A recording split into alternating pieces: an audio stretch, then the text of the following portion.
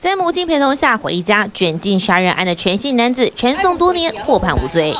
谢谢。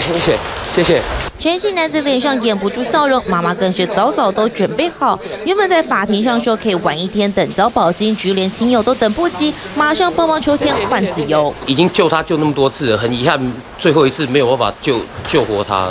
陈姓男子透露，死者曾在5天内情旋3次，都是他带着就医。4年多前，旅馆发生枪击案，警消到场发现刘姓死者当场没命，拉封锁线仔细采证，事后认定死者的老板陈姓男子涉嫌重大。检警认为，犯案后去藏毒品到另外一家汽车旅馆梳洗的陈姓男子，替死者喂食大量的毒品，最后开枪杀人，动机跟感情因素有关。不过，被告从头到尾都否认，强调枪毒都是死者的，只1审、2审法官不认同这样的说法，判刑15年。案件上诉更1、更2审，刑度少了1年。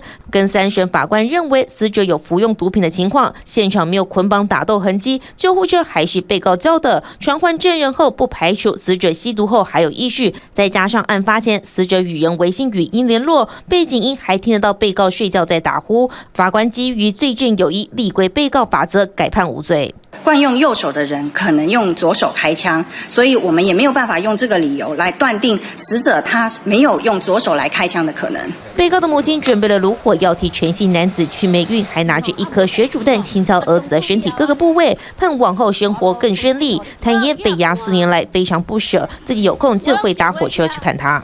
我当然嘛对有信心，我这囝真友好。官司大逆转，陈姓被告交保，不过还是得限制住居处禁8个月。但这自由恐怕有变数，检方还能上诉。TVBS 新闻总报道。